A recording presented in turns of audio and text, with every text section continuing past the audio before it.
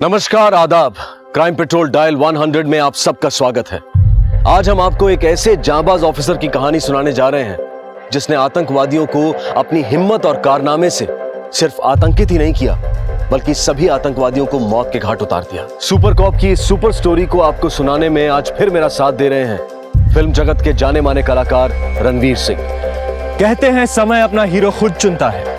Super cop Mrityunjay Singh को भी एक बेहद ही मुश्किल वक्त ने अपना हीरो चुना। इस ऑफिसर की वीरता और देश प्रेम बाजीराव पेशवा की याद दिलाता है, जो अपनी जिंदगी देश के लिए न्यौछावर करने के लिए हमेशा तैयार रहे। कुछ लोग जो मुंबई की धड़कनों को रोकना चाहते थे, इस ऑफिसर ने उनकी सांसों को ही तोड़ दिया। मुंबई स्पेशल स्क्वाड में कार्यरत मृत्युंजय सिंह आज हम सब के लिए एक मिसाल है।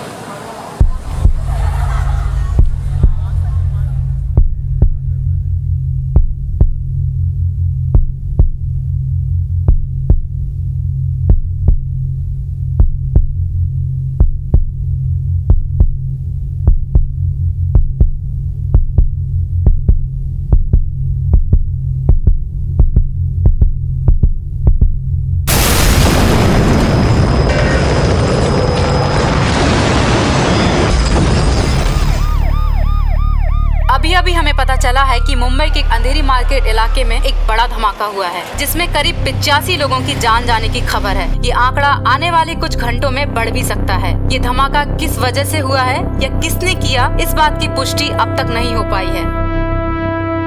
आकाश जी, अब तक की रिसर्च ब्लास्ट में हेवी आरडीएक्स का इस्तेमाल किया गया है। हमारी इंटेलिजेंस टीम ये पता लगाने की कोशिश कर रही है कि रिसेंटली किसने और कहां इतने सारे आरडीएक्स का सौदा किया था। हमें जो भी इंफॉर्मेशन मिलेगी हम लोग टाइम टू टाइम आपके साथ शेयर करते रहेंगे।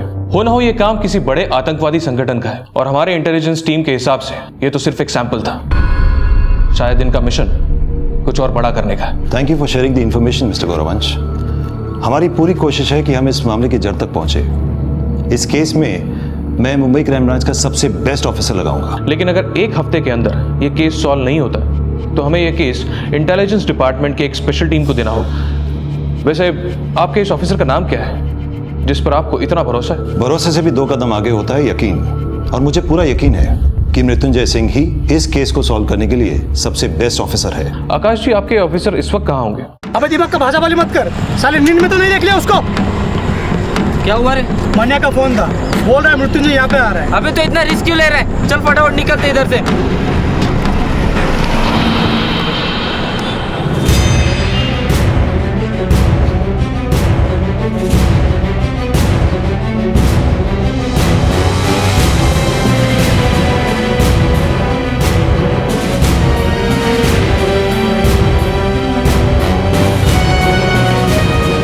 तू रोक मत, भगा डाल, साला खुद ही हट जाएगा।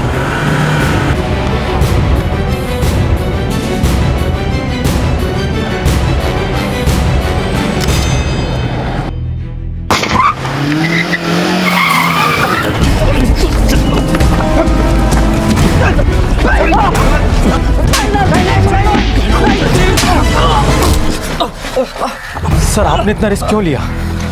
इनका क्या है? इनको तो हम पीछा करके भी पकड़ लेते हैं। अगर आपको कुछ हो जाता तो? मौत की आंखों में खौफ निकाल कर देखो तो मौत भी अपना रास्ता मोड़ लेती है खान। वैसे भी जिंदगी उसी दिन से शुरू होती है जिस दिन दिल से डर खत्म हो जाए। सर,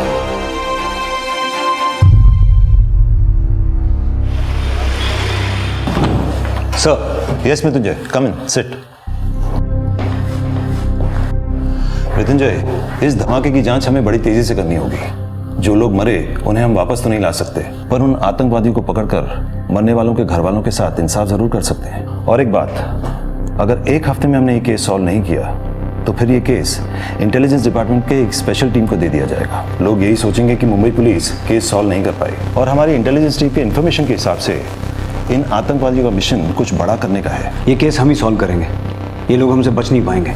जो कुछ हो गया उसे बदला तो नहीं जा सकता, लेकिन मौत के इन सौदागरों को उनके अगले सौदे में मैं खौफ का आईना जरूर दिखा दूंगा। पाटिल, शिंदे, खान, इस बॉम्ब ब्लास्ट केस को अब हमें सॉल्व करना है और इस काम में तुम लोग मेरे साथ रहोगे। सर। पाटिल, एक हफ्ता है हमारे पास, एक हफ्ते में इस केस को खोद के इसकी जड़ तक पहुंचना है। मुझे उनके सिंडिकेट की हर खबर चाहिए। सर। खान, अपने सारे खबरों को काम पे लगा दो। मूव। सर।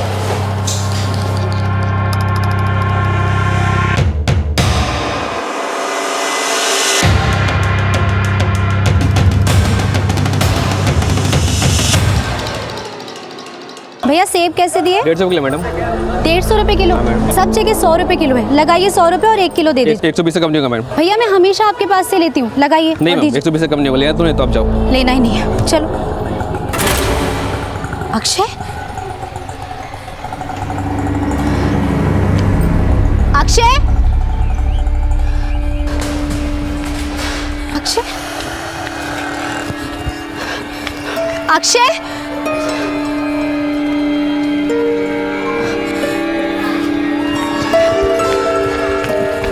अक्षय, कितनी बार कहा है हाथ छोड़कर नहीं जाना है। और ये आइसक्रीम, क्या आइसक्रीम किसने दी तुम्हें?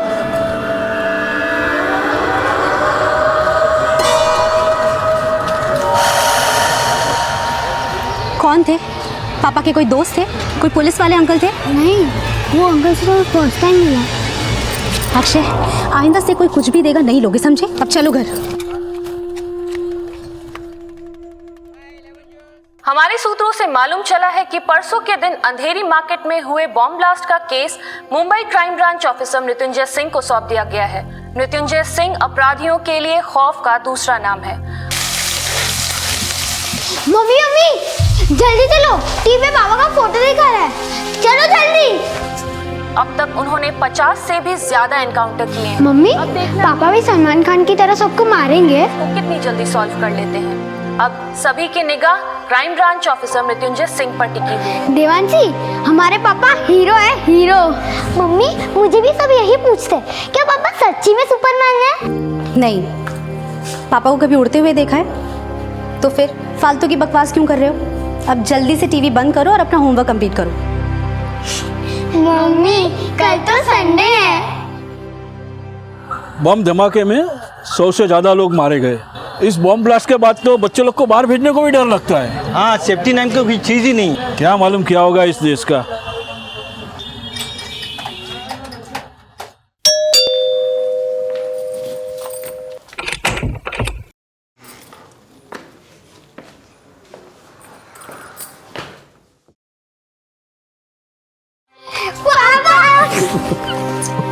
ये लो, तुम दोनों के लिए। पापा, कल स्केटिंग भी चाहिए। अच्छा, दोनों को एक साथ चाहिए? प्लानिंग मिल जाएगी। आपके अलावा डिपार्टमेंट में और कोई नहीं है क्या? टीवी में आने का इतना ही शौक था तो हीरो बन जाते। आज अक्षय के साथ कुछ भी हो सकता था। क्या हुआ अक्षय को?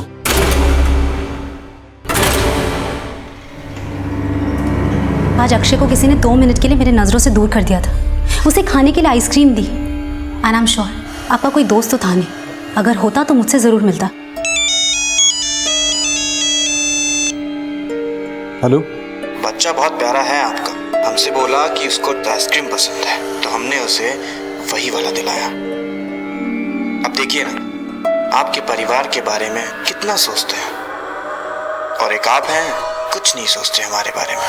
क्या रे भाव पंडित, वैसे अच्छा लगा सुन के कि तूने गलत धंधे बंद कर दिए और बेबी सिटिंग चालू कर दिया है। चल अब जरा स्टाइल मत मार, तेरी पूरी जन्म कुंडली है मेरे दिमाग में। तेरे पंडित ने तुझे बताया नहीं, तेरी कुंडली में एक दोष है। सर्प दोष नहीं रे, मृत्युंजय दोष। कौन है? कुछ नहीं, तू जाके चाय बना। अबे तुझे नहीं, बीवी को बोल रहा हूँ।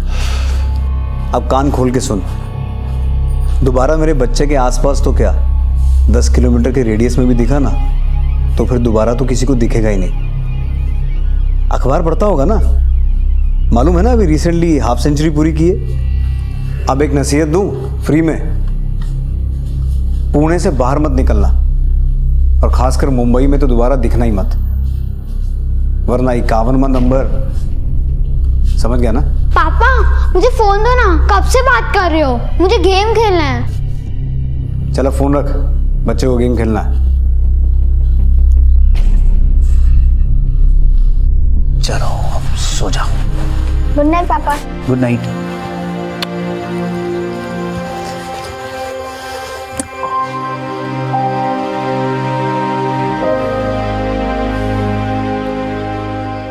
रीमा टेंशन मत लो, हमारे बच्चों को कुछ नहीं होने दूंगा।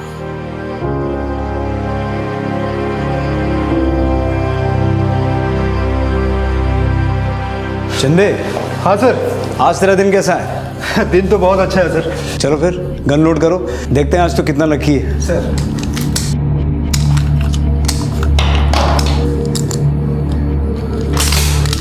खान, ट्रेन कितने बजे की है? सर ट्रेन 6:30 बजे आती है।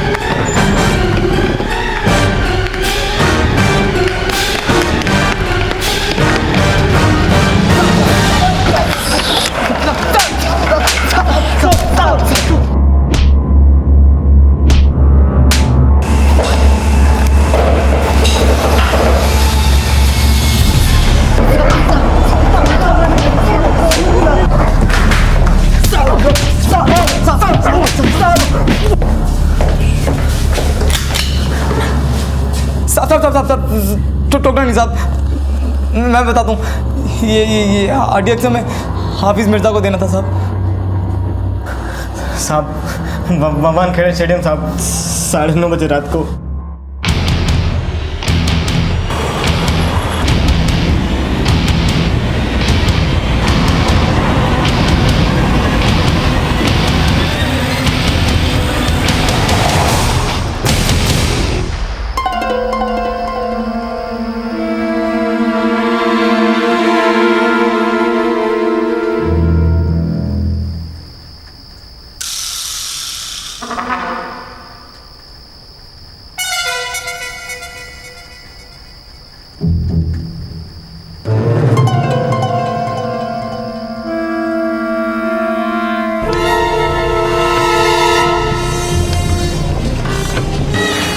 ए रुक, ए रुक, ए रुक, रुक, रुक।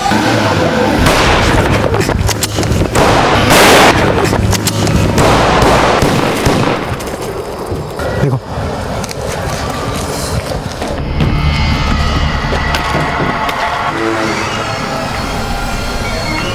गया गाड़ी की तलाशी लो।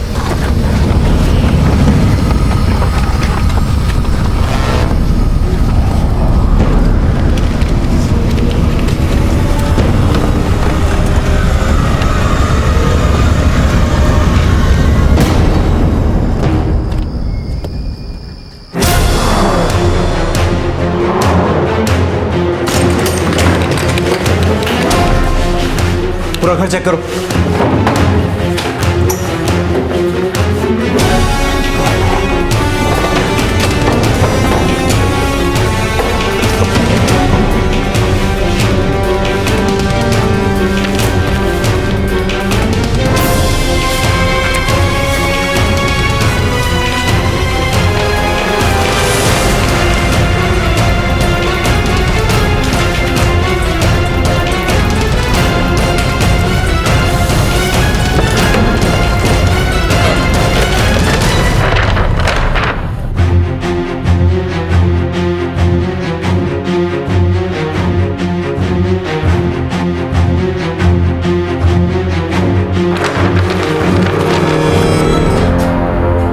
यहाँ एक आदमी रहता है राजेश नाम का, उसके बारे में कुछ जानते हैं? नहीं साहब, जानते तो नहीं है कुछ, लेकिन आप थोड़ी देर पहले बाहर जाते हुए देखा था उसे। इस घर पर नजर रखना, 24 घंटे कांस्टेबल यहाँ चाहिए मुझे। हमारी मुंबई पुलिस की टीम को इस बात की जानकारी मिली कि बोरीवली स्टेशन पर कुछ 2 लोग आरडीएक्स सप्लाई करने जा रहे थे। हमारी टीम ने बड़ी मुश्किल से इन दोनों आतंकवादियों को पकड़ा, जिनसे ये पता चला कि ये आरडीएक्स खूंखार आतंकवादी हफीज मिर्जा को पहुंचाया जा रहा था। हफीज मिर्जा वही आतंकवादी था जिसकी हमें काफी वक्त से तलाश थी। पुलिस के साथ मुठभेड़ में हफीज की मौत हो गई। आगे की जानकारी हम आपको अपडेट करते रहेंगे। Thank you. हम अपडेट करते रहेंगे। Thank you, thank you, thank you. तो अभी मुंबई के डीसीपी आकाश महाडिक ने ये खुलासा किया है कि एक बार फिर मुंबई आतंकवादियों के निशाने पर था, जिसे मुंबई पुलिस ने नाकाम कर दिया है। इस ऑपरेशन को लीड कर रहे थे crime branch officer Mrityunjay Singh. Akshay, Devanshi, आओ मैं तुम्हारा होमवर्क करवा देता हूँ। बात को पछाने की जरूरत नहीं है सिंह साहब। Nice work, I like it. Mumbai police के सबसे चर्चित पुलिस ऑफिसर मृत्युंजय सिंह ने एक बड़े आतंकी साजिश को नाकाम किया है और इसी के साथ उन्होंने ये साबित कर दिया है कि जब तक मुंबई शहर में मृत्युंजय सिंह जैसे ऑफिसर्स हैं, तब तक मुंबई रुकेगी नहीं। इस बहादुरी के लिए उन्हें स्वयं राष्ट्रपति ने सम्मानित किया है। मृत्युंजय और उनके चाहने वालों के लिए ये एक बड़ा मौका है। ये दूसरा मौका था जब मृत्युंजय सिंह को उनकी वीरता और पराक्रम के लिए राष्ट्रपति मेडल से सम्मानित किया गया था। जैसे बाजीराव पेशवा ने कुछ ही समय में करीब आधे भारतवर्ष पर अपना परचम लहरा दिया था, ठीक वैसे ही मृत्युंजय सिंह को भी भारत के कोने कोने से वाहवाही मिल रही थी। अपनी पूरी सर्विस में उनको कई पुलिस मेडल और सम्मान मिल चुके थे। वो अपने साथियों के लिए एक प्रेरणा स्रोत थे और पूरे पुलिस डिपार्टमेंट को उन पर नाज था। लेकिन इस बार एक बहुत बड़ी चुनौती उनके सामने खड़ी थी, क्योंकि खतरा अब तक टला नहीं था और जो सुराग राजेश नाम के आदमी के फ्लैट से मिले थे, वो किसी बड़े खतरे की ओर इशारा कर रहे थे। ऐसा लग रहा था जैसे राजेश को पहले ही अंदेशा हो गया था कि पुलिस उसके ठिकाने तक पहुंचने वाली है और उसने ये फ्लैट अफरा तफरी में खाली किया है। मृत्युंजय को तलाश थी अब एक ऐसे सुराग की जो उन्हें राजेश तक पहुंचा सके। लेकिन क्या इस राजेश तक पहुंचना आसान था? क्या राजेश पुलिस की गिरफ्त में आ पाएगा? क्या मृत्युंजय सिंह को वो सुराग मिल पाएगा जिसकी उन्हें तलाश थी? सर। हेलो गौरवांश। मृत्युंजय, आपकी बहादुरी के काफी किस्से सुने हैं हमने। आज आपसे मिलकर बहुत अच्छा लग रहा है। Thanks sir. आपने बोला तो कुछ इंपॉर्टेंट अपडेट्स हैं? हाँ मृत्युंजय, बैठो।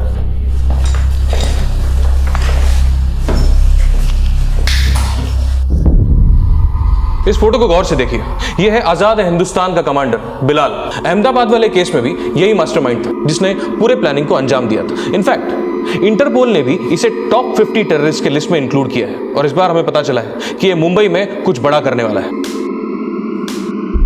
हमारे इंटेलिजेंस टीम के साइबर सिक्योरिटी सेल ने कुछ कॉल्स और मैसेजेस ट्रेस किए हैं। इन्हीं मैसेजेस को डिकोड करने के बाद हमें पता चला है कि मुंबई ही उसका अगला टारगेट है और जितने भी कॉल्स, मैसेजेस और ईमेल्स हमने ट्रेस किए हैं वो सारे के सारे पाकिस्तान, दुबई और सऊदी से किए गए थे।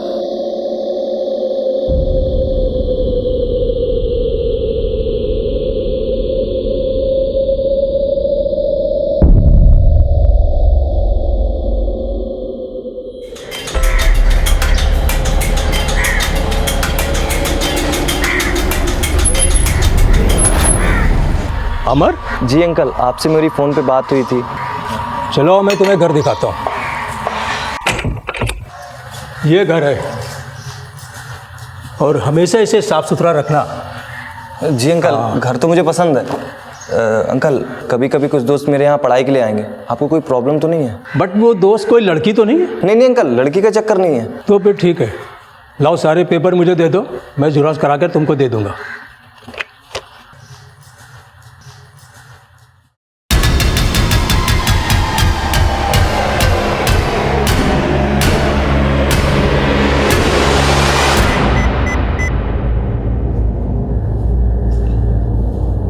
अहमदाबाद मिशन पूरा हुआ और अब बारी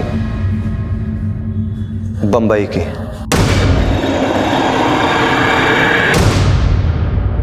बिलाल उर्फ राजेश जैसे आतंकवादी बड़ी ही होशियारी के साथ अपने ठिकाने का चुनाव करते हैं। वो हमेशा ऐसी जगह ढूंढते हैं जहां उनको आसानी से रहने की जगह मिल जाए, और इस केस में भी ऐसा ही हुआ।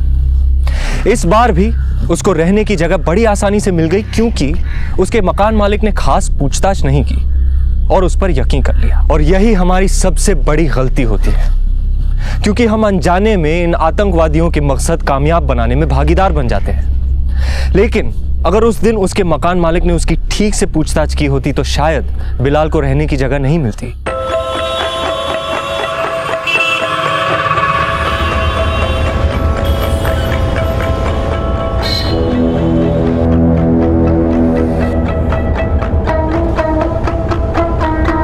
साहब, बहुत मोटा पैसा इधर से उधर हो रहा है, वालिद कर रहा है। पक्की खबर है? एकदम पक्की सब।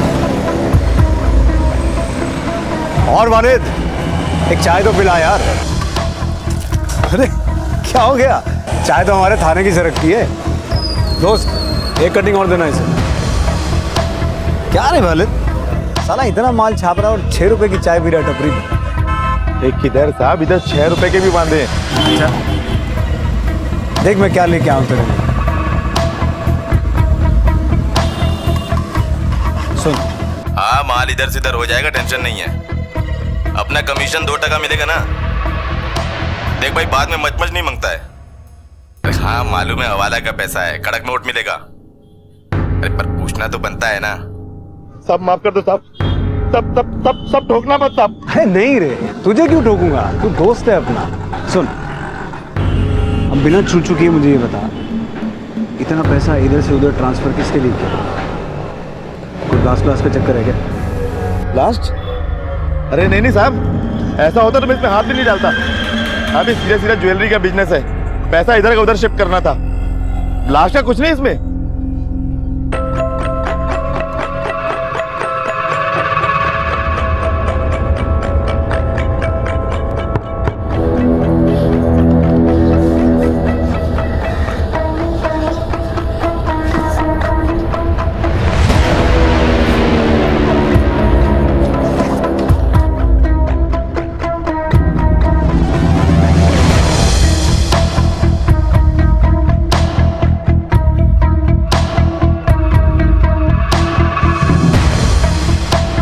सामान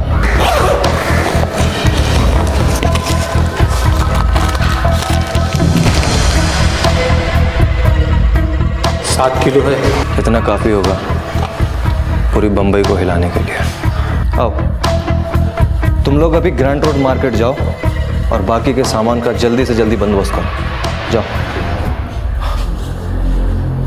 सर, मैंने वालिद नाम के एक आदमी को पकड़ा जो हवाला का बहुत बड़ा अमाउंट इधर से उधर कर रहा था, लेकिन वो पैसा किसी ज्वेलरी कंपनी का निकला। उनका कोई टेररिस्ट कनेक्शन नहीं है। मृत्युंजय, इस मेल को इंटेलिजेंस डिपार्टमेंट ने ट्रेस किया है। इस मेल में मुंबई की धड़कन को रोकने की बात की गई है। जरूर प्लानिंग बहुत बड़ी है इस बार। सर, मैं बहुत जल्द इन लोगों तक पहुंच जाऊंगा।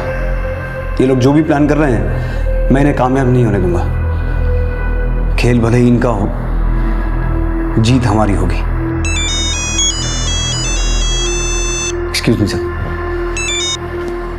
हेलो, क्या आप अभी घर आ सकते हैं?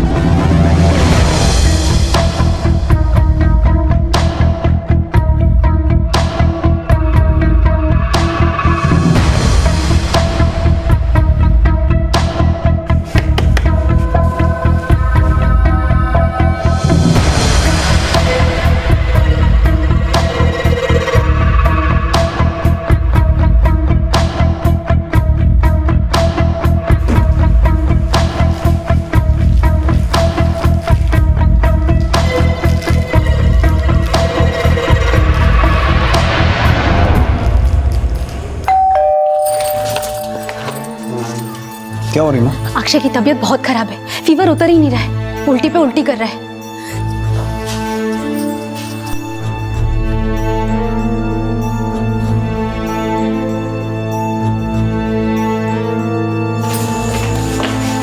मृत्युंजय, क्या आपके पास थोड़ा वक्त होगा अपने बेटे के लिए? मैं सब कुछ अकेले नहीं कर पाऊंगी।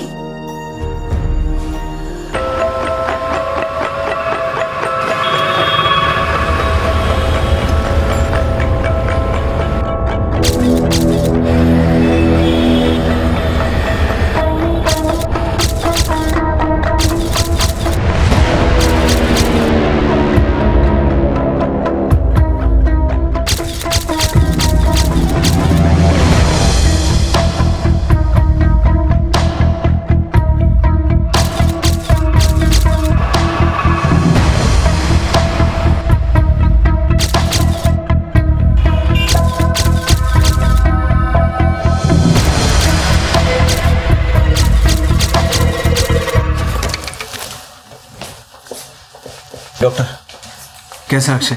आपके बेटे को अभी के अभी एडमिट करना पड़ेगा, वो बहुत ही सीरियस है। अब उसे यहाँ पहले क्यों नहीं लाया?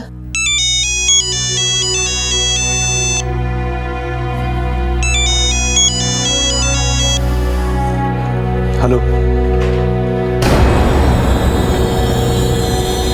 हाँ ठीक है। रीमा, वहां लाखों लोगों के बच्चों की जान खतरे में है, मेरा जाना बहुत इंपॉर्टेंट है, वरना कुछ दिन पहले जो बॉम्ब ब्लास्ट हुए थे वैसे हालात फिर से पैदा हो जाएंगे। मुझे अक्षय की चिंता है, पर मुझे और भी अक्षय और देवांशी की जान को बचाना है। मैं समझती हूँ, आप बेफिक्र होकर जाइए, मैं यहाँ अक्षय का ध्यान रखती हूँ। मृत्युंजय सिंह जैसे ऑफिसर अपनी जिंदगी में समझौता नहीं करते। बाजीराव की ही तरह मृत्युंजय भी अपने कर्म को सबसे ज्यादा अहमियत देते थे। उनके बेटे की हालत नाजुक थी, लेकिन फिर भी उनके और उनके परिवार के लिए उनकी ड्यूटी और उनका फर्ज सबसे पहला था। एक तरफ बिलाल अपने खतरनाक मंसूबों को अंजाम देने के लिए तैयारियां शुरू कर चुका था। बिलाल वो सारी जगहें तय कर चुका था जहां वो बॉम्ब रखने की साजिश कर रहा था, और दूसरी तरफ मृत्युंजय सिंह के पास बहुत कम समय बचा था, और इस हमले को रोकने के लिए उन्होंने तुरंत अपने खबरियों के नेटवर्क को एक्टिवेट किया। बोल राजू, क्या खबर? सलाम साहब, गोरेगांव में कुछ ठीक नहीं लग रहा साहब। क्या हुआ गोरेगांव में? एसपी रोड पे जीवन नगर में कुछ दिन से कुछ लड़के लोग इकट्ठा हो रहे हैं, पता नहीं क्या क्या लाते हैं बैग भर भर के साहब। पता किया मैंने उधर, पता चला कि ई के कॉलेज के स्टूडेंट बन के रह रहे हैं। कॉलेज के पंटर लोगों ने बताया कि ये लोग तो कभी कॉलेज के आसपास भी नहीं दिखे। जीवन नगर एसपी रोड गोरेगांव में कुछ गड़बड़ है। वहाँ कुछ दिनों से कुछ लड़के रह रहे हैं जो अपने आप को कॉलेज के स्टूडेंट्स बताते हैं। मैंने पता किया है, उनका कॉलेज में एडमिशन है ही नहीं। तुम लोग वहाँ जाओ और किसी बहाने से ये पता करने की कोशिश करो कि मामला क्या है। सर। हाँ बोलो रीमा। डॉक्टर ने बोला है कि अक्षय को डेंगू है, काफी सीरियस है, आईसीयू में शिफ्ट करना होगा। ठीक है, मैं अभी हॉस्पिटल आता हूँ।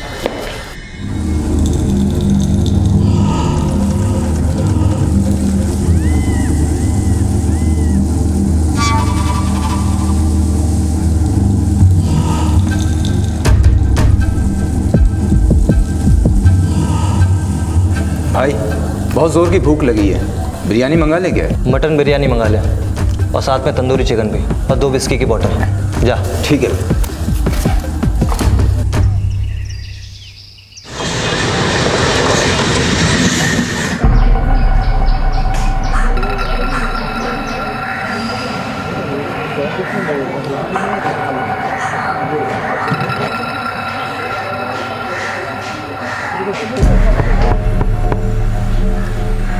तू देख, बाकी सब लोग अंदर, जल्दी।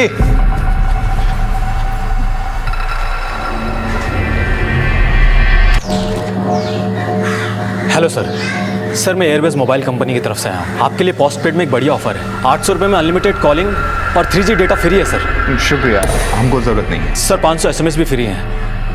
I am not interested. Okay sir. थोड़ा सा पीना। पापा मुझे जूस फिर का मन नहीं है। Come on be brave boy, juice नहीं पियोगे तो ताकत कैसे आएगी? ठीक कैसे होगे? लो थोड़ा सा पी लो। एक मिनट। हाँ बोल। ठीक है।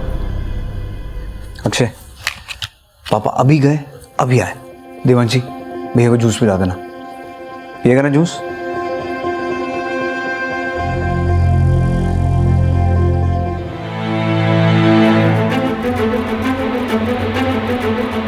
सर हमने पूरे जीवन नगर को छान मारा, वहाँ पर सिक्योरिटी नाम की कोई चीज़ नहीं है।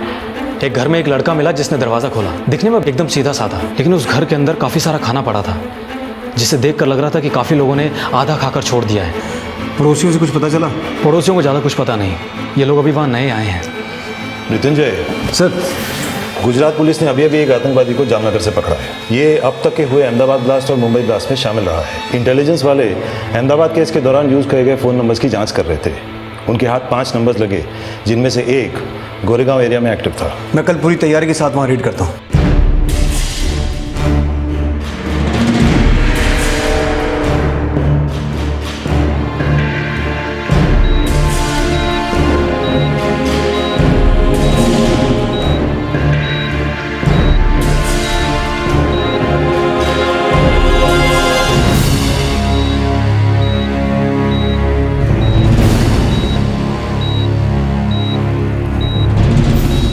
सर कल का रेट कैंसिल करें?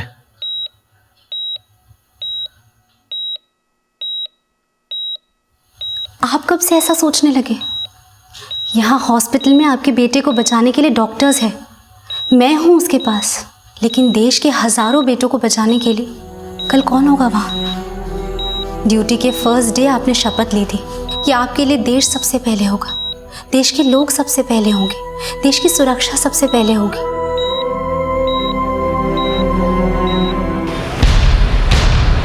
खान, पाटिल, शिंदे, ये वो घर है जहाँ तक हमें पहुँचना है। हमारी दूसरी टीम इस घर को पीछे से कवर करेगी।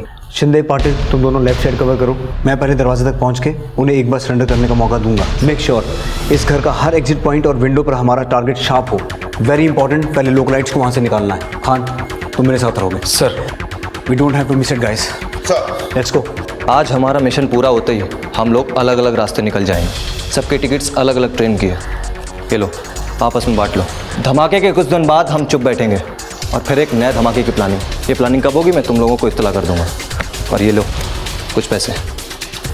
आज शाम लोखंडवाला मार्केट, अंधेरी स्टेशन, दादर, CST और होटल लाइमलाइट, इन सारी जगहों पर भीड़ काफ़ी ज़्यादा होगी। हमारे लिए इससे अच्छा मौका नहीं हो सकता अपने मंसूबों को कामयाब बनाने का।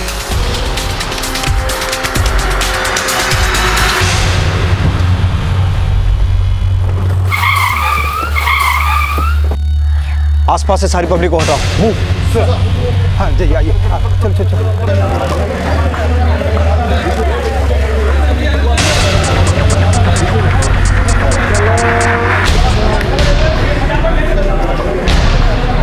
पुलिस है। अरे छोड़िए इसे, मूव। चलिए अपने घर पे जाइए। चलिए चलिए फटाफट जाइए, फटाफट। पाटिल, शिंदे, तुम दोनों ये एरिया कवर करो। सर तुम तीनों पीछे जाओ, be alert. Khan sir.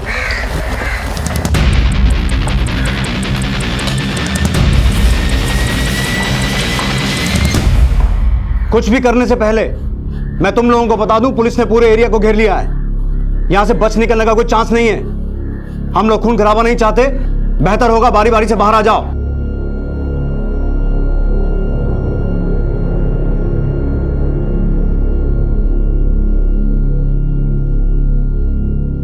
Fire कोई नहीं करेगा जब तक मैं ना बोलूं।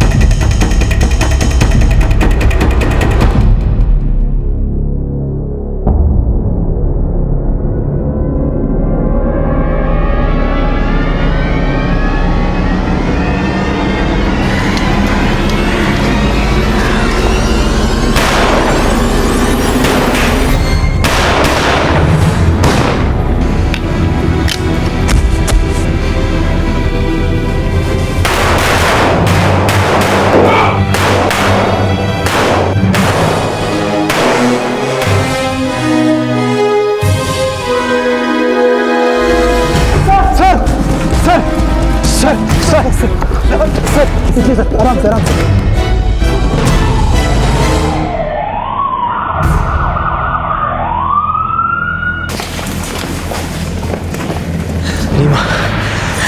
अक्षय के साथ। अक्षय ठीक है, लेकिन ये आपको क्या हो गया?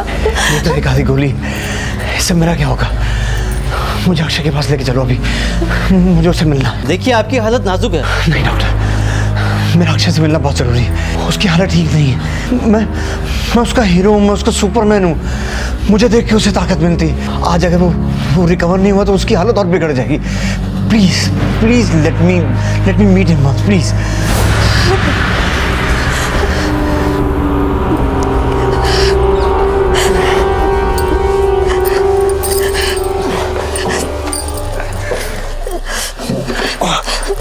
आराम से।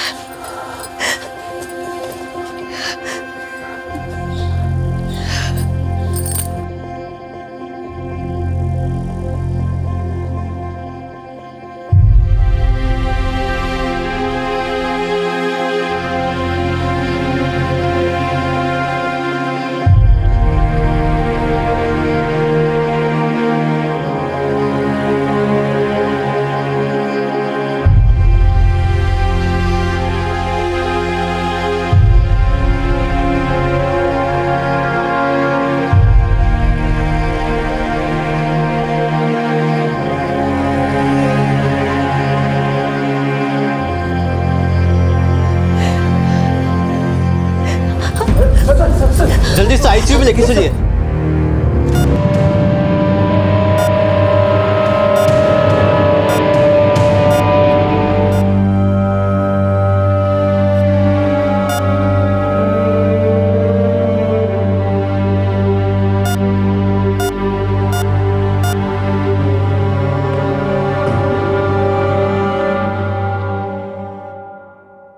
आई एम सॉरी।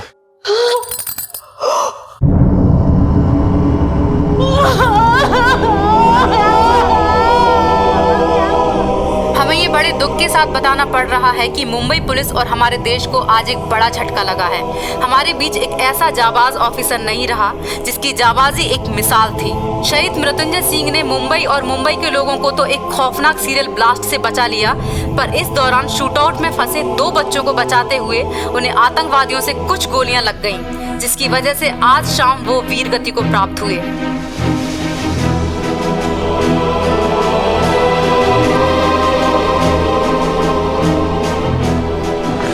मम्मी, मेरे पापा एक सुपर हीरो है। उन्हें बहुत लोग को बचाया। I am proud of my dad. हाँ बेटा,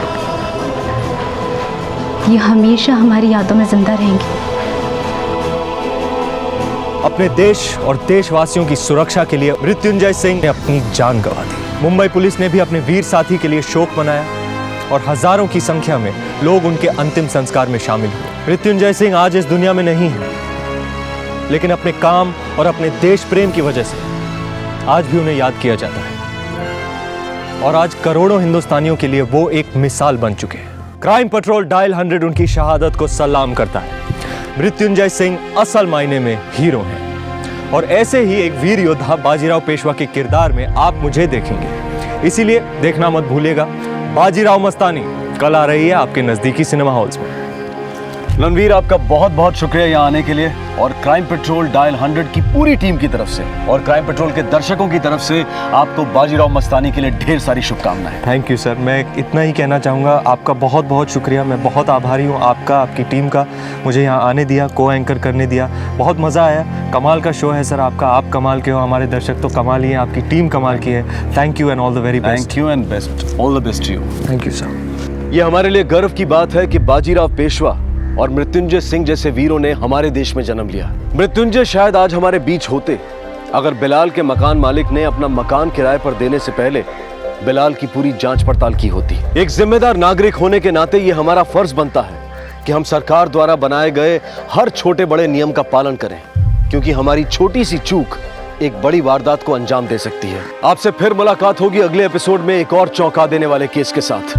तब तक अपना और अपने परिवार का ख्याल रखें और देखते रहें क्राइम पेट्रोल डायल 100। सबक एक को, सीख हम सबको। जय हिंद। विशाल, बेटा पापा बोल रहा हूं। हाँ, वो मेहरा अंकल के फोन से।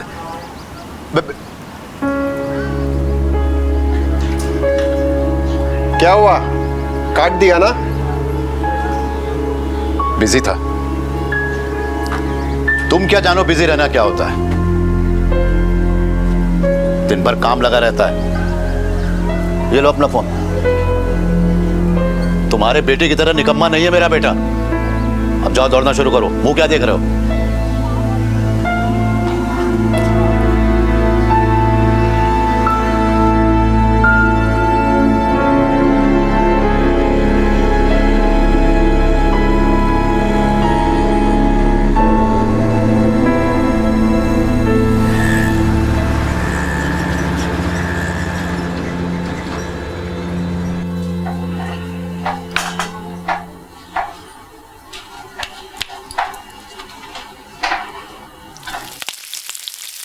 मंदार, तू जल्दी से बाजार जा और दही लेकर आ।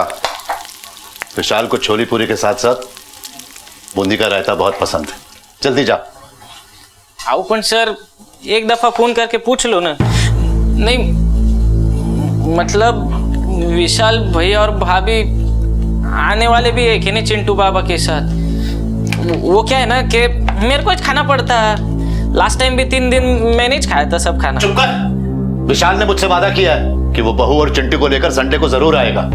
और पता है, आज संडे है, वैसे भी हमें डिनर की तैयारी भी करनी है। तू जल्दी से दही लेकर आ वरना नौकरी से निकाल दूंगा। ये छोड़, जा।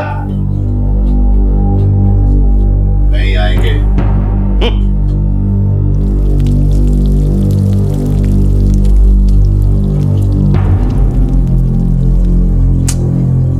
इस मंदार की आदत है आग लगाने की। जलता है वो विशाल से। अरे उसने मुझसे वादा किया है कि वो संडे को आएगा। तुम देख लेना, वो जरूर आएगा। तिनका तिनका जोड़ परिंदा आशियां बनाता है। तिनका तिनका चोंच में डाल बच्चों को पालता है और फिर एक दिन वो बड़े हो जाते हैं और उड़ जाते हैं, मुड़कर भी नहीं देखते। सेना से रिटायर्ड कैप्टन श्रीकांत सिंह मुंबई स्थित अपने आशियाने में अपने बेटे और उसकी फैमिली की पल पल राह देख रहे थे। मेज पर डिनर भी सज चुका था। ऐसा पहले भी कई बार हुआ था। ज्यादा नहीं, लगभग 20 से 25 किलोमीटर दूर नवी मुंबई से उनका बेटा अब तक पहुंचा नहीं था और तुनक मिजाज फौजी बाप विचलित हो रहा था।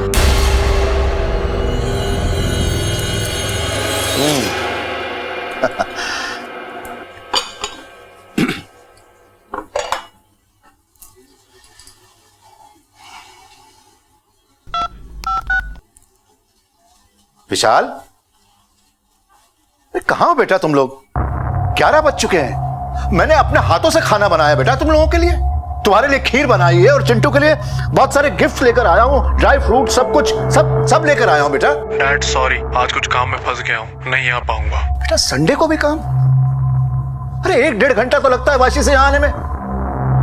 तुम्हारे पास मेरे लिए कभी टाइम ही नहीं होता विशाल। डैड प्लीज, रखता हूँ, बाद में बात करूंगा। विशाल फोन मत काटना। विशाल,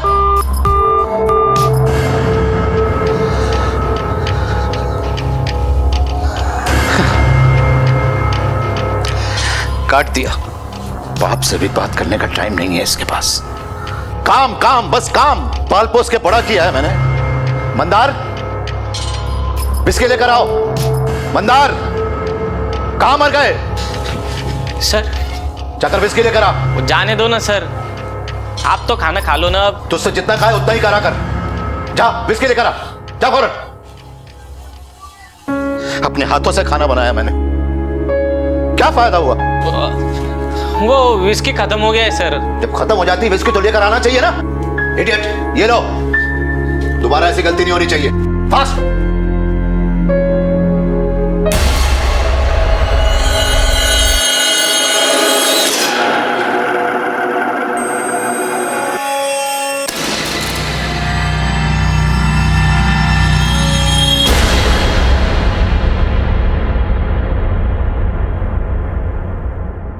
बाप के लिए भी टाइम नहीं है। संडे को भी काम।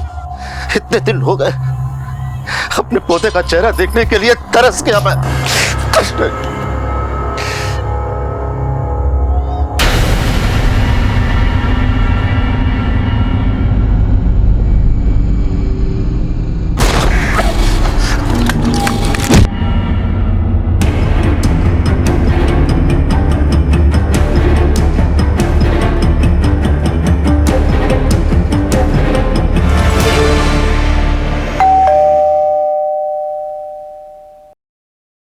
काय करतोय? अरे बाबा, मुझे दूसरे यहाँ भी काम पर जाना है।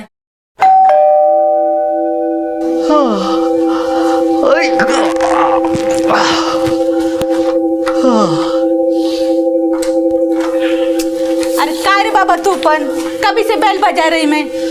अरे आखीच नहीं खोली ना मेरी, वो ना रात को थोड़ी जास्त झाली होती मला। साहब ने कान पकड़ के उठाया नहीं लगता आज तुझे? सर पण सोयले अभी तलक। तू तेरा पटपट काम कर ले। हाँ? पण ऐक ना, सर को बोलना नहीं है कि मैं अब भी उठा, नहीं तो कान पकड़ के परेड करा देंगे ना मेरे को। अच्छा नहीं बोलते। सर सर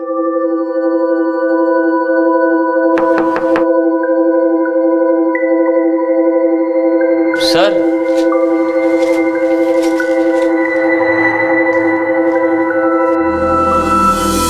अभी तक नहीं आया है मॉर्निंग वॉक से। अच्छा ही हुआ जो अभी तक नहीं आए, नहीं तो बोम्बा बोम करते थे मेरे नाम से। अगे भारती, अब तू फटाफट साफ सफाई कर ले। हाँ, मैं सर को नीचे देख के आता हूँ। बरं बरं ठीक है। सर को देखा क्या तूने? हाँ देखा ना, रात में देखा 3:30 बजे। 3:30 वाजता? पण तेरे को कैसे मालूम? हाँ, तू तो अब भी आया होगा ना, दिन का ड्यूटी होता ना तेरा। मेरा डबल ड्यूटी है आज, और रात वाले ने छुट्टी लिया ना। हाँ। रात में मेरा जैसे ही आंख लगा ना, गाड़ी का आवाज सुना मैं। अरे कैप्टन साहब,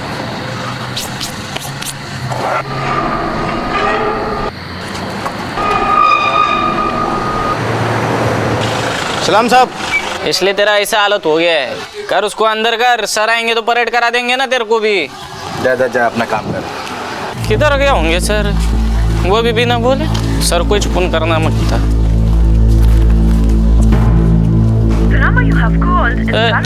स्विच ऑफ आ रहा, किधर गए होंगे सर?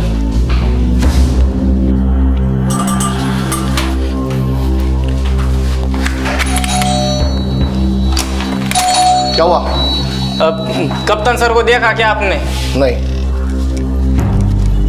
अंकल, ओ अंकल। अरे मंदार, कैप्टन कहाँ है? अरे वही तो पूछने को आया ना मैं आपको। तू मेरे को पूछते हैं? अरे कैप्टन तो आज आए नहीं और मैं उनका ही वेट कर रहा हूँ। क्या बात है? कल रात से गायब है ना वो। रात से गायब है? अरे नहीं नहीं, कहीं भी वो जाते हैं ना तो मुझे बोल के जाते हैं। तू फिक्र मत कर, घर जा।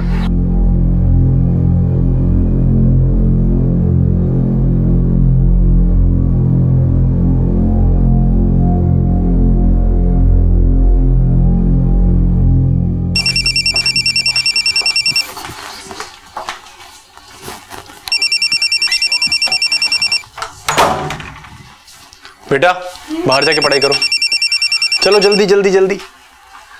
शाबाश, कितना अच्छा बच्चा है। जल्दी जल्दी जल्दी। हेलो,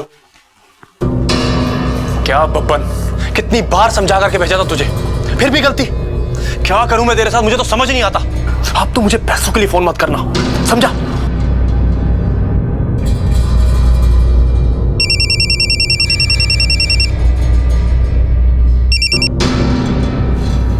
हेलो भैया, कब से फोन कर रहा मैं आपको, आपका फोन ही नहीं लग रहा। हाँ, वो मैं किसी से बात कर रहा था। बोल क्या हुआ? आपके पापा नहीं मिल रहे। पापा नहीं मिल रहे?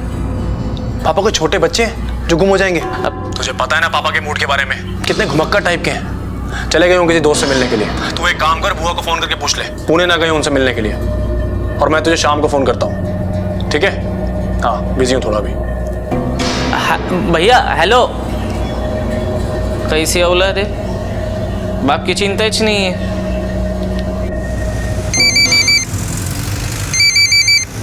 तूने सब जगह पूछा ना? सबको पूछा मैंने, सब जगह देख के भी आया। कल रात से नहीं है, मेरे को तो कुछ सूझ ही नहीं रहा क्या करूँ अभी। मैं फोन करके देखती हूँ, अगर रात तक घर नहीं आए तो बता देना, मैं कल सुबह जल्दी पहुंच जाऊंगी। आज की तेज भागती जिंदगी में रिश्तों को टेकन फॉर ग्रांटेड यानी कि रिश्तों के प्रति बेपरवाही आम सी बात है। कैप्टन को लापता हुए कुछ घंटे हो चुके थे। बेटे को फुर्सत नहीं थी, नौकर को कुछ सूझ नहीं रहा था। वो शहर के लगभग सभी जानकार लोगों को फोन मिला चुका था। हर जानकार गली मोहल्ले में कैप्टन को तलाश चुका था। पर यूं अचानक कैप्टन कहां चले गए थे? नौकर की सूचना पर कैप्टन की बहन उषा चौहान पुणे से मुंबई आ पहुंची और आते ही उन्होंने गोरेगांव पुलिस स्टेशन का रुख किया। कल रात से गायब है भैया। मंदार ने फोन करके बताया मुझे। बहुत चिंता हो रही थी, इसलिए भागे भागे आ गई हूँ मैं पूना से। एक तो वैसे ही गुस्सा उनके नाक में बैठा रहता है।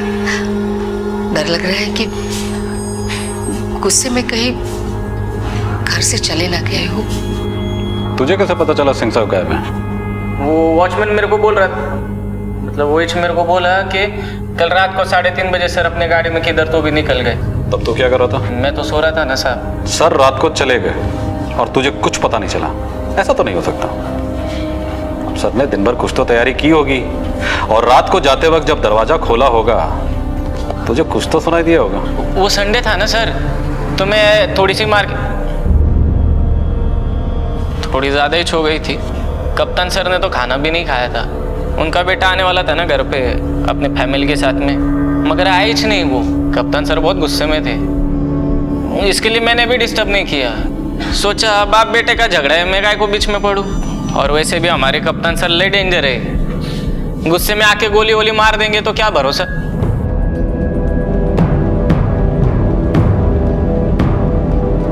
उनका बेटा कहाँ रहता है? वाशी, नवी मुंबई ला। उनके बेटे को पता नहीं कि सिंह साहब गायब है? नहीं नहीं मालूम है ना, मैंने तो फोन करके बोला था उनको। तो फिर वो आया क्यों नहीं? उसे उनकी कोई फिक्र नहीं है। उसने तो मंदार से ये भी कह दिया कि गए होंगे कहीं घूमने। विशाल की शादी हुई है तब से विशाल भाई के साथ नहीं रहता। उसकी पत्नी को और उसको भाई के साथ रहना अच्छा नहीं लगता, शायद इसीलिए थोड़े चिड़चिड़े से रहते हैं। एक ही तो बेटा है उनका, लेकिन न ठीक से बात करता है न उनका ख्याल रखता है। उनके बेटे विशाल सिंह को कैसे पता कि सिंह साहब घूमने गए? उसका ऐसा है ना साहब के हमारे सर को आदत है, वो जाते ऐसे बीच बीच में कभी 8-10 दिन घूमने के लिए। हाँ मगर जब भी जाने के मेरे को बोल के जाने के। ये तो फर्स्ट टाइम ही ऐसा हुआ कि एक तो आधी रात गए और ऊपर से कुछ बोला भी नहीं, इसलिए थोड़ी चिंता हो रही है सब। अब आप ही बताओ, ऐसे आधी रात को कोई जाता है क्या घूमने? कोई लेटर और मैसेज वगैरह छोड़ के गए? नहीं, कोई लेटर वगैरह तो नहीं। अब बस एक ट्रैवलिंग बैग नहीं है और थोड़ा बहुत कुछ कपड़ा भी नहीं है। सिंह साहब की एक फोटो दे दीजिए और कार डिटेल लिखवा दीजिए। बुआ, क्या जरूरत थी पुलिस कंप्लेंट लिखवाने की? और ये तो है ही गवार, और आप भी इसकी बातों में आ गई। पता है ना तुझे पापा के मूड के बारे में? चले जाते हैं बाहर घूमने के लिए, आ जाएंगे वापस। याद है ना से 2 साल पहले क्या हुआ था? मनाली चले गए थे 10 दिन के लिए और 10 दिन में सिर्फ उन्होंने एक ही कॉल किया था। आपकी बात बराबर है भैया, पर वो मेरे को बोल के जाते, फोन करते रहते। उनका फोन भी बंद है ना। सिंपल सी बात है, मोबाइल में नेटवर्क नहीं होगा या फिर फोन की बैटरी चली गई होगी। पुलिस उनके बारे में इंक्वायरी करेगी और लोग उनके बारे में 10 तरह की बातें करेंगे, वो अलग बेवकूफ कहीं का।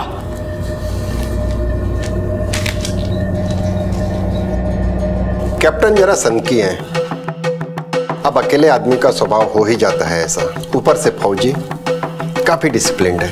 बिल्डिंग में कुछ भी गलत होता है ना तो पूरी बिल्डिंग हिल जाती है उनकी आवाज से। What is this nonsense? जिसने भी ये केले का छिलका फेंका है तुरंत आके उठा ले, वरना कैप्टन सिंह के गुस्से को अच्छी तरीके से जानते हो तुम लोग। कौन है?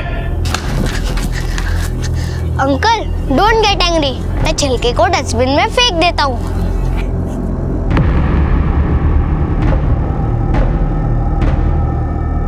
जितनी जल्दी उन्हें गुस्सा आता है ना उतनी जल्दी वो शांत भी हो जाते हैं। एक बात है, उनका बेटा उन्हें बहुत नेग्लेक्ट करता था। हो सकता है उसी बात से गुस्सा हो के वो कहीं चले गए हों। हाँ साहब, बहुत डर लगता था कैप्टन साहब से। वैसे मैंने जाते हुए देखा था कैप्टन साहब को। कितने बजे? साहब ये कोई 3:30 बजे। सलाम साहब।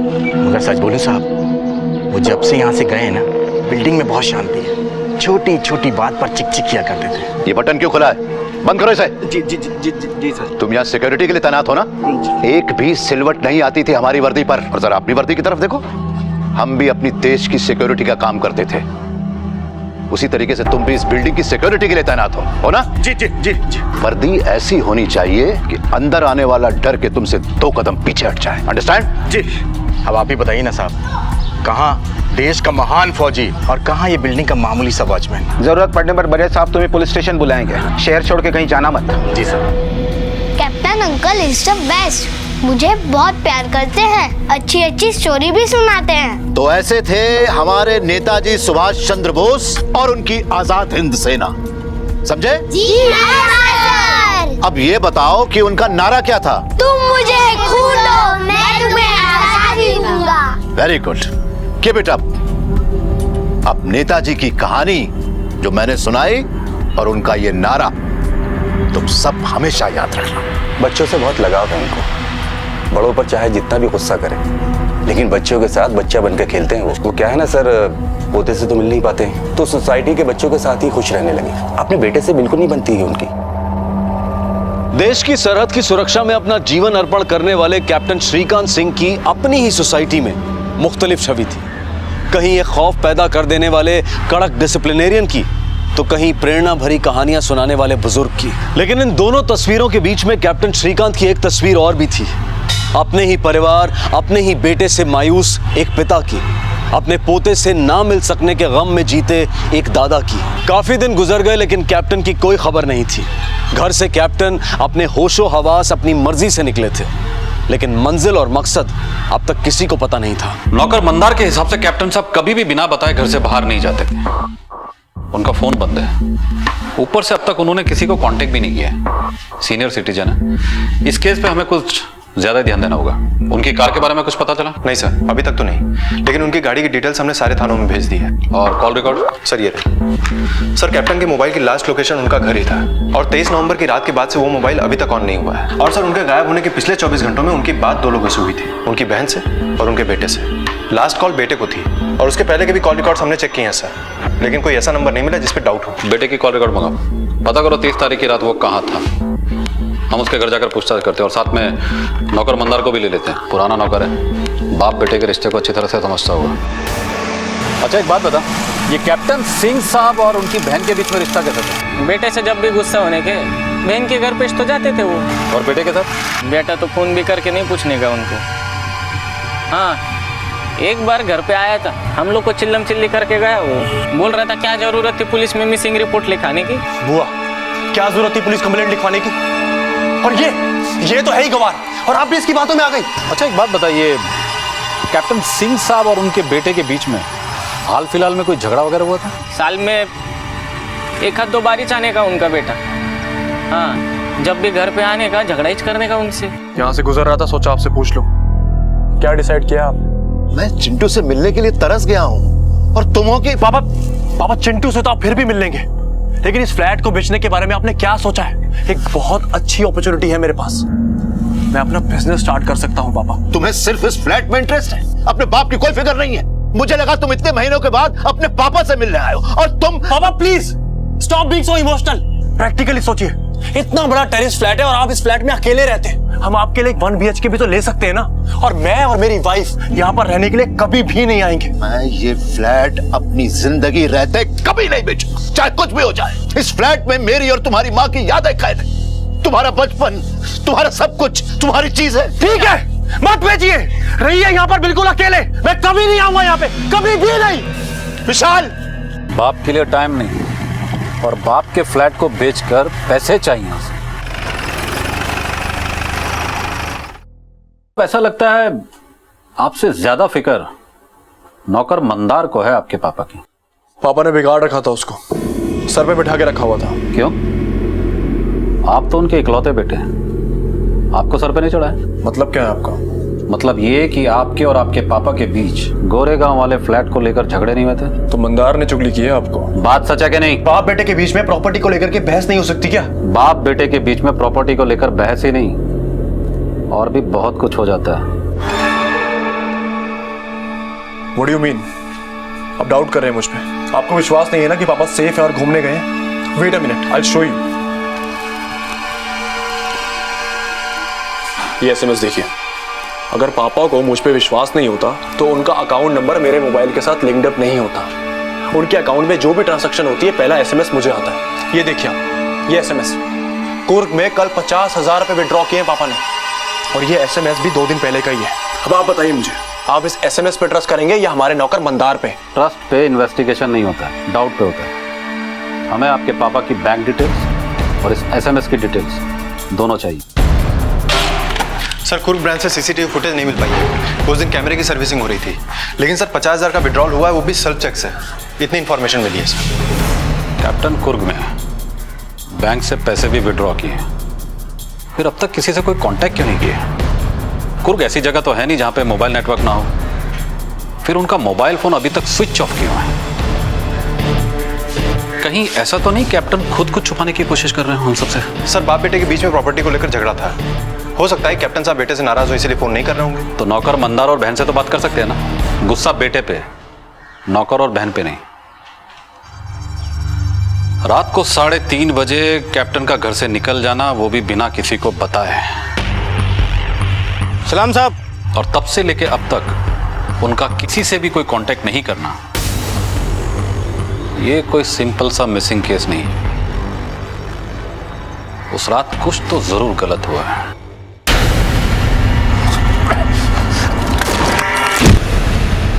कैप्टन अपनी कार से कुर्ग तो नहीं गए होंगे, और अगर वो अपनी मर्जी से गए होंगे तो उन्होंने अपनी कार को कहीं ना कहीं पार्क तो जरूर किया होगा। और अगर उन्हें जबरदस्ती ले जाया गया है तो ले जाने वाले ने उनकी गाड़ी को इधर उधर छोड़ दिया होगा। अब इस कार का मिलना हमारे लिए बहुत जरूरी है।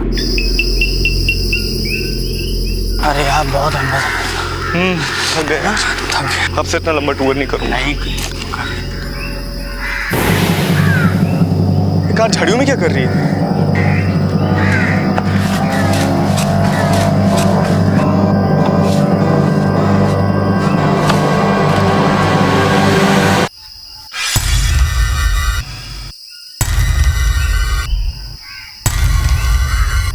हेलो।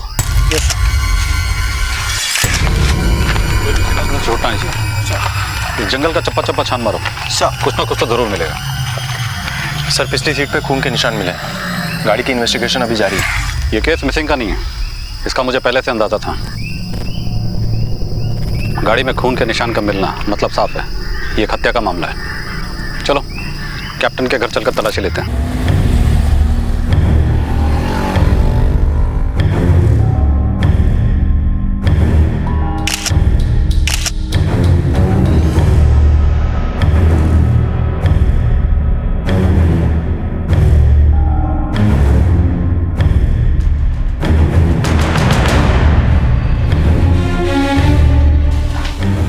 सर, मैंने वॉश बेसिन का एरिया पूरा चेक किया और मुझे हैंड वॉश के नीचे से ब्लड स्टेन्स मिले हैं। सर, मास्टर बेडरूम का टॉयलेट काम नहीं कर रहा है। ऐसा लगता है कि उसके पाइप में जबरदस्ती कुछ फंसाया गया है। प्लम्बर को बुलाकर चेक करो। Yes sir. सर, इस गन पे भी ब्लड के निशान मिले। मुझे इन सब की जांच रिपोर्ट जल्द से जल्द चाहिए। गाड़ी में मिले खून के निशान और बंदूक में मिले खून के निशान, दोनों को मैच करिए। वो नौकर मंदार बाहर ही खड़ा है सर, उसको हिरासत में लो। उस रात कुछ ना कुछ तो घर में जरूर हुआ था, और वो एक अकेला ऐसा शख्स है जो उस वक्त घर में मौजूद था। ओके सर, चलो। साहब, चलो। कुछ नहीं किया साहब, मैंने कुछ नहीं किया। आईफोन क्या साहब? अरे मैं था उस दिन रात को घर में। हमारे सर बहुत खुश थे। उनका बेटा अपनी बीवी बच्चे को लेके आने वाला था घर पे, लेकिन 11 बज गए, फिर भी उनका बेटा नहीं आया। मंदार, विस्की लेकर आओ। वो विस्की खत्म हो गया है सर। जब खत्म हो जाती है विस्की तो लेकर आना चाहिए ना। इडियट, ये लो। जब मैं विस्की लेके घर पे आया तो 11:15 बज गए थे। मैंने बाहर से आवाज लगाई, सर सर सर के कमरे से कोई आवाज नहीं आई, तो मेरे को लगा सर सो गए होंगे। अब मैं भी 2-4 पैग लगा के सो गया। चुप! कैप्टन साहब की गाड़ी और उनकी राइफल पे खून के निशान मिले हमें। खून? तूने बताया कि तूने कैप्टन साहब को आवाज लगाई। हाँ, लगाई थी ना साहब। लेकिन अंदर जाकर नहीं देखा कि कैप्टन साहब अंदर हैं या नहीं। एक बार हमारे साथ कमरे में गए ना, कि बाहर से ठकठकाने का ऑर्डर नहीं था ना। इसे लॉकअप में रखो। नहीं साहब। से तोड़ो और इसका ब्लड सैंपल भी लो। नहीं साहब, सच्ची में सुनो ना मेरी बात। सर कमोड की पाइप में कागज के टुकड़े फंसे हुए थे, इसलिए पाइप चोक हो गया था। लेकिन सर पेपर की क्वालिटी देखने से ऐसा लगता है जैसे किसी लीगल पेपर्स के टुकड़े। उनको भी मैंने फॉरेंसिक के लिए भेज दिया। कैप्टन, उसके बेटे की कॉल रिकॉर्ड की फाइल लेकर आओ। Okay sir. सर ये रही विशाल सिंह की कॉल डिटेल्स।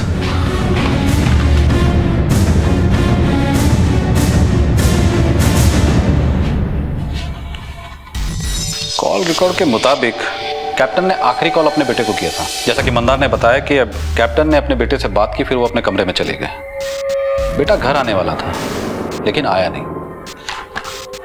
कैप्टन के बेटे विशाल सिंह के मोबाइल के लोकेशन के मुताबिक वो घर के आसपास ही था। अब सवाल ये उठता है कि वो इतना नजदीक होते हुए भी घर क्यों नहीं आया? सर इससे तो साफ जाहिर है कि विशाल सिंह हमसे झूठ बोल रहा है। कब से एक ही कहानी सुना रहा है कि बाप घूमने गया है।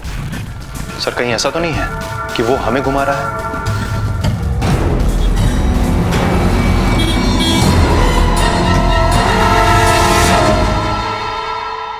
अब तक आपको यह बात तो पता चल ही गई होगी कि ये केस एक मिसिंग का केस नहीं बल्कि उससे कहीं ज्यादा है। आपके पापा के घर और गाड़ी दोनों जगह से हमें खून के निशान मिले। बहुत चिंता हो रही है मुझे मेरे पापा की। बहुत देर कर दी चिंता करने में। वैसे अब एक बात की और चिंता होगी आपको। 23 नवंबर की रात आप अपने पापा के घर से लगभग 1 किलोमीटर की दूरी पर थे। हाँ, मैं पास में था। तो ये बात आपने हमसे छुपाई क्यों? ये बात मुझे इतनी इंपॉर्टेंट लगी नहीं। 1 किलोमीटर की दूरी पर अपने पापा से मिलने नहीं जाना ये इंपॉर्टेंट नहीं है या फिर आपके पापा आपके लिए इंपॉर्टेंट नहीं है? आप लोग मुझे गलत समझ रहे हैं। एक्चुअली मेरी वाइफ की मेरे पापा से बिल्कुल बनती नहीं है। उनके डिसिप्लिन नेचर की वजह से ये वहां पर जाना पसंद ही नहीं करती है। जरा हमें भी तो बताइए कि आपकी वाइफ को आपके पापा से क्या प्रॉब्लम थी? सर पापा के साथ रहने का मतलब है कि आर्मी के रूल्स को फॉलो करना। 6 बजे उठ जाओ, रात को 9 बजे सो जाओ, सुबह जॉगिंग पे जाओ, रात को टाइम पर खाना खाओ। और ये सारे रूल्स पूरी फैमिली के लिए थे। इसलिए मेरी वाइफ वहां पर जाना बिल्कुल भी पसंद नहीं करती थी। और उस रात तो हम सर वहां पर गए ही नहीं। हम लोग तो पास के रेस्टोरेंट में डिनर कर रहे थे। अगर आपको विश्वास नहीं होता तो आप हमारे क्रेडिट कार्ड के बिल्स चेक कर सकते हैं। कमाल की बात है, बिना पूछे ही आप हमें एविडेंस बता देते हैं, फिर चाहे वो SMS हो या क्रेडिट कार्ड के बिल्स। लेकिन पता नहीं क्यों मुझे ऐसा लग रहा है कि आपके पिता गायब हैं, लेकिन आप कुछ ज्यादा ही रिलैक्स्ड हैं। आप कैसी बात कर रहे हैं? वो मेरे पापा हैं।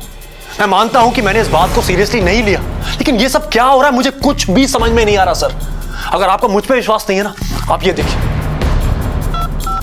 2 दिन पहले 50,000 रुपए विड्रॉ और कल 75,000 रुपए विड्रॉ। अब ये सब देख के मैं क्या समझूं, आप ही बताइए मुझे। सर पिछले 12 दिनों में कैप्टन के अकाउंट से 1,75,000 रुपए निकाले गए, कभी कर्नाटक से कभी केरल से। सर ये बात नॉर्मल नहीं है। पिछली बार हमें CCTV फुटेज से कुछ नहीं मिला, इस बार दोनों जगह से मंगाओ। पता तो चले कैप्टन के अकाउंट से पैसे ड्रॉप कैप्टन ही कर रहा है या कोई और। सर राइफल पे कैप्टन के उंगलियों निशान मिले हैं, लेकिन जो ब्लड सैंपल्स हमें उनकी गाड़ी और उनके घर से मिले हैं उसका ब्लड ग्रुप ना तो कैप्टन से मैच करता है, ना ही उनके बेटे विशाल से, ना ही नौकर मंदार से। वो किसी और के हैं। तो ये तीसरा है कौन? कहीं ऐसा तो नहीं उस रात कैप्टन ने कत्ल किया जिसे हम शिकार समझ रहे हैं, वो शिकारी हो?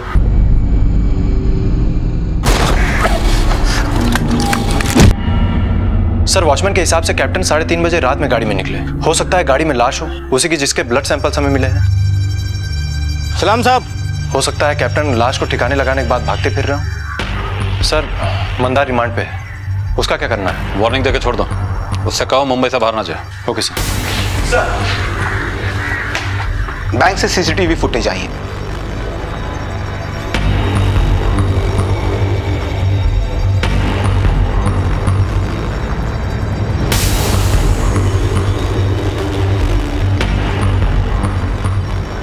सर विड्रॉल तो हुआ है लेकिन कैप्टन कहीं नजर नहीं आ रहा है। कहीं हम लोग रॉन्ग डायरेक्शन में तो नहीं जा रहे हैं? मतलब?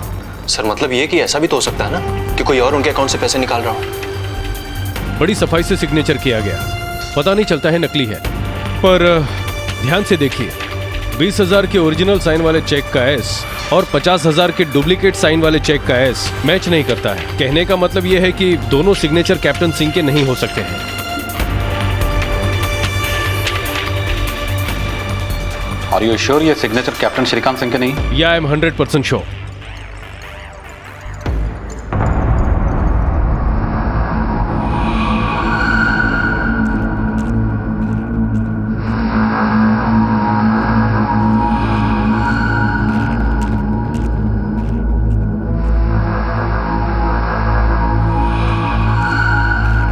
उस रात तो मैं गाड़ी के हॉर्न से जागा था,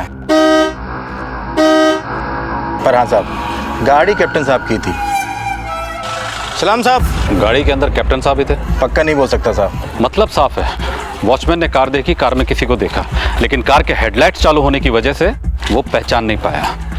और सबसे बड़ी बात, वॉचमैन उस वक्त नींद में था और अक्सर ऐसे समय में दिमाग खुद ब खुद कुछ तस्वीरें बना लेता है, और हो सकता है इसी के चलते उसे ऐसा लगा हो कि उसने कैप्टन साहब को गाड़ी से बाहर जाते हुए देखा, या फिर कोई और गया जिसे ये पहचान नहीं पाया।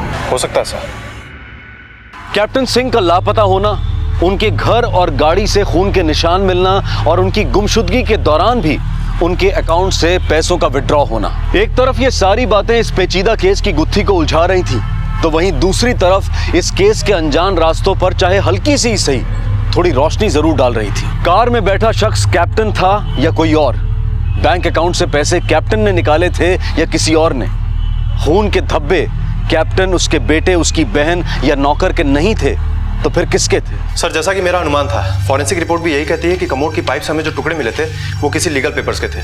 सर, वो पेपर्स कैप्टन की वसीयत का ड्राफ्ट था, मगर रफ ड्राफ्ट, जो किसी वकील के बनवाने के पहले के होते हैं, जिसमें ना ही किसी नोटरी के सिग्नेचर होते हैं, ना ही स्टैम्प। लेकिन सर, इस वसीयत पे किन किन लोगों के नाम थे ये पता नहीं चल पाया है, क्योंकि पेपर बुरी तरह से गल चुका था। कैप्टन की वसीयत के हकदार सिर्फ दो शख्स हैं, एक उनका बेटा, दूसरे उनकी बहन। प्रॉपर्टी पे नजर उनके बेटे की, कमोड के पाइप में मिले वसीयत के फटे हुए टुकड़े और घर से मिले खून के निशान इस बात का सबूत है कि उस रात घर में कोई ना कोई वारदात तो जरूर हुई थी। कहीं ऐसा तो नहीं कि कैप्टन साहब ने अपने बेटे को वसीयत से बेदखल कर दिया और गुस्से में आकर बेटे ने बाप को मरवा डाला और उसने किसी को इस काम पे लगा दिया हो कि रेगुलर इंटरवल पे बैंक से पैसे विड्रॉ करता रहे, ताकि किसी को कोई शक ना हो और सबको ये लगे कि कैप्टन साहब जिंदा है। हो सकता है सर। कैप्टन साहब का कोई ना कोई लीगल एडवाइजर तो जरूर होगा। पता लगा उनका लीगल एडवाइजर कौन है? मैं ना सिर्फ लीगल एडवाइजर हूँ, बल्कि उनका दोस्त भी। कैप्टन साहब ने एक वसीयत बनवाई थी, शायद वो वसीयत आपने ही बनाई होगी। कैप्टन साहब वसीयत बनाने का इरादा रखते थे। इस बारे में मेरी उनसे बात भी हुई, लेकिन फाइनल ड्राफ्ट बना नहीं। आपकी जानकारी में कैप्टन साहब ने अपना फ्लैट और बाकी की जायदाद किसके नाम की? बेटे के नाम। एक ही बेटा है उनका, और किसके नाम करते? क्यों? उनकी तो एक बहन भी हो सकता है, कुछ हिस्सा बहन के नाम किया। हमने सुना है कि कैप्टन साहब और उनके बेटे के बीच संबंध कुछ कड़वे थे। कैप्टन साहब उससे नाराज रहा करते थे, लेकिन फिर भी जहां तक वसीयत का सवाल है, वो अपने बेटे के नाम ही करना चाहते थे। रिश्तों से बढ़कर दुनिया में कोई दौलत नहीं है, लेकिन जब वही धन दौलत दाव पर लग जाए तब रिश्ते रेत पर फैली ओस की तरह गायब हो जाते हैं। क्या बेटा, क्या बाप। घर के कमोड में वसीयत के कागज के टुकड़े मिलते हैं, बेटा बाप की गुमशुदगी से बेफिक्र नजर आता है, तो ऐसे में पुलिस का शक कैप्टन के बेटे विशाल सिंह पर जाना गैर लाजमी तो नहीं? हो सकता है कि कैप्टन ने अपने लापरवाह बेटे को वसीयत से बेदखल कर दिया हो। ऐसे में कैप्टन की मौत से बेटे विशाल के लिए संपत्ति का रास्ता एकदम साफ हो जाता है। खैर, पुलिस सिर्फ विशाल पर शक कर सकती थी, कानूनी कार्रवाई नहीं, क्योंकि उनके पास विशाल के खिलाफ कोई ठोस सबूत नहीं थे। और तभी तफ्तीश का एक तार सबूत की शक्ल में सामने आया। हाँ बोले देश पांडे। सर, कार में मिला हुआ खून का सैंपल कैप्टन के घर में मिले हुए खून के सैंपल से बराबर मैच होता है, मगर एक बेहद इंटरेस्टिंग फैक्ट सामने आया है, और वो ये है कि इस आदमी का डीएनए एक और आदमी के डीएनए से मैच होता है, और वो कैप्टन के बहुत ही करीबी है। किसे?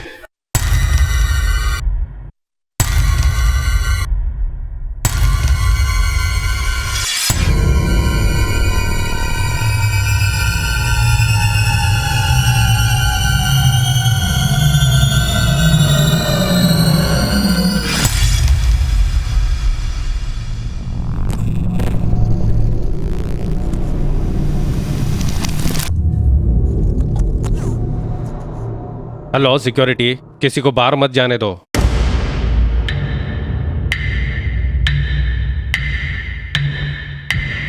एक मिनट सर, कुछ सिक्योरिटी प्रॉब्लम है। अरे सर प्लीज सर, रुकिए सर।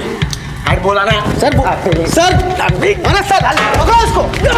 अरे ये चोर है। अबे छोटे चोर है, भाग रहा है, पकड़ो। अरे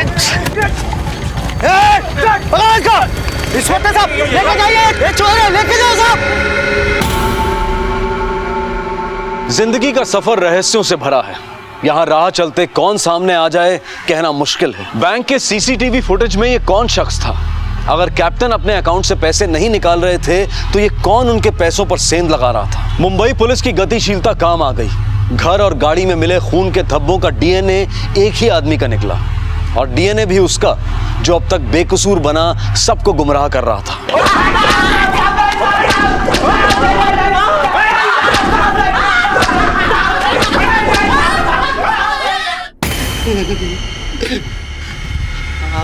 आओ साहब, मिलिंद मेरा चचेरा भाई है, पर आपने कुछ नहीं किया साहब। हमने कुछ नहीं किया। इस आदमी का डीएनए एक और आदमी के डीएनए से मैच होता है। किसे? वो कैप्टन के घर के नौकर मंदार से।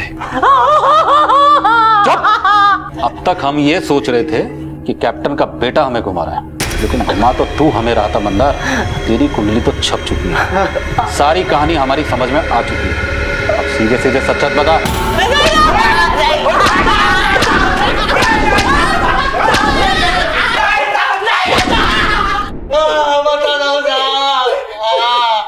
सब कुछ सच सच बताता हूँ। मैंने कप्तान सर से कर्जा लिया था। पहले वो 50,000 लौटा जो मैंने तुझे दिए थे। दे दूंगा ना सर, वो भी दे दूंगा। हाँ? किधर भाग के जाऊंगा? 10 सालों से आपके इधर इस तो काम कर रहा ना मैं। हाँ? और मेरे को खाली 1 लाख रुपया होना। वैसे भी आपके पास क्या कमी है सर? कमी नहीं है क्या मतलब? लुटा दो तुझ पे। बेटा है मेरा, पोता है मेरा। वो आते क्या आपको देखने को? कभी आपका दवा पानी खाना पीना ख्याल रखना सबको मैं तो करता। पिछले 10 सालों से आपकी सेवा कर रहा मैं। आप मेरे को 1 लाख नहीं दे रहे हा?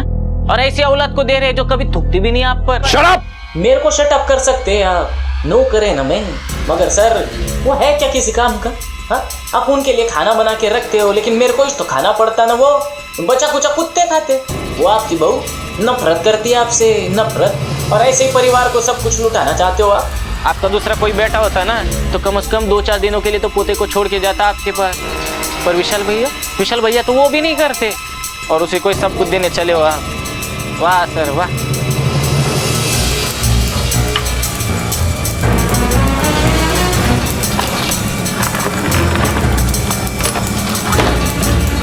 देख नारायण, अपनी वसीयत का एक हिस्सा मैंने तेरे नाम पर भी किया था, लेकिन आज मुझे तेरी नीयत में खोट नजर आ गई, इसलिए मैं इस वसीयत को फाड़ता हूं। नहीं सर, सॉरी सर, गलती हो गया सर। दोबारा ऐसी गलती नहीं होगी ना सर। सॉरी सर, माफ कर दो सर।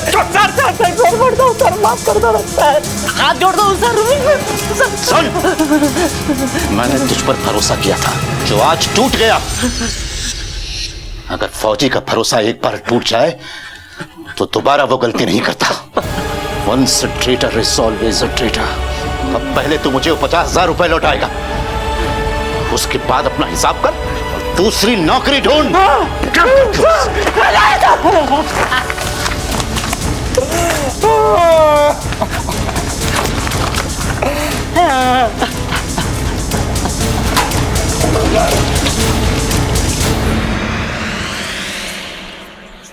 मेरे को लगा कप्तान सर का गुस्सा 1-2 दिन में ठंडा हो जाएगा, हमेशा नहीं होता था। पर इस बार तो उन्होंने ठानी रखा था कि मेरे को काम पे से निकाल देंगे। इसके लिए मैंने अपने भाई मिलिंद को बुलाया। ये बग मिलिंद, अपने को ऐसा ही साइन मांगता एकदम बगुनगे। अरे ये तो अपने बायत का के लिए। मिलिंद 40 साइन करने में मास्टर था, और उस रात को जब उनका बेटा घर नहीं आया तब कप्तान सर बहुत दुखी हो गए थे। इसके लिए मैंने मिलिंद को पहले से बुला के रखा था।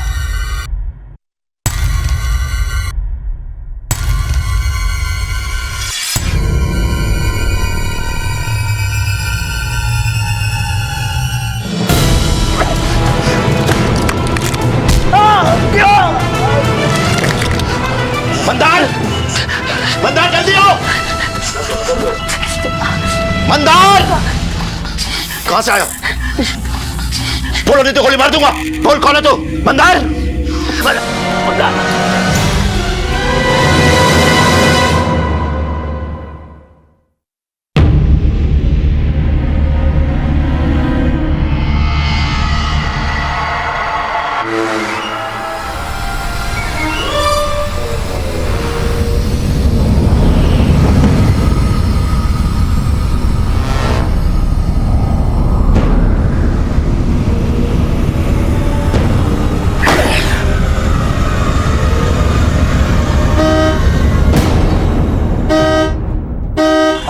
कैप्टन साहब,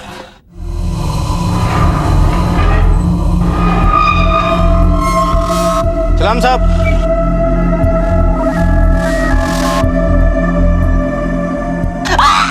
अब ये बता, कैप्टन साहब की बॉडी कहाँ है?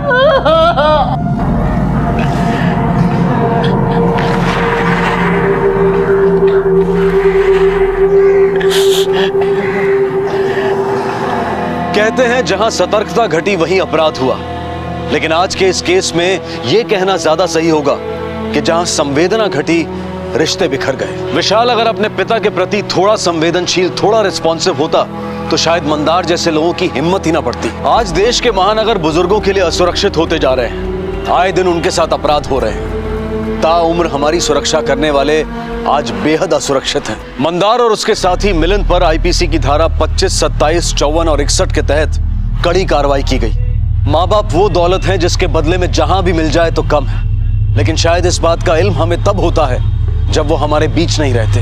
अपने बुजुर्गों का, अपने माता पिता का ख्याल रखें, उनकी इज्जत करें, उन्हें भरपूर प्यार दें। इसी विचार के साथ मैं अनूप सोनी आपसे विदा लेता हूं। फिर मुलाकात होगी अगले एपिसोड में और खुलासा करेंगे एक और जुर्म का। तब तक अपना और अपने परिवार का ख्याल रखें और देखते रहें क्राइम पेट्रोल डायल 100। सबक एक को, सीख हम सबको। जय हिंद। इस तरह के और भी एपिसोड देखने के लिए हमारे चैनल को सब्सक्राइब करें और बेल आइकन दबाना ना भूलें।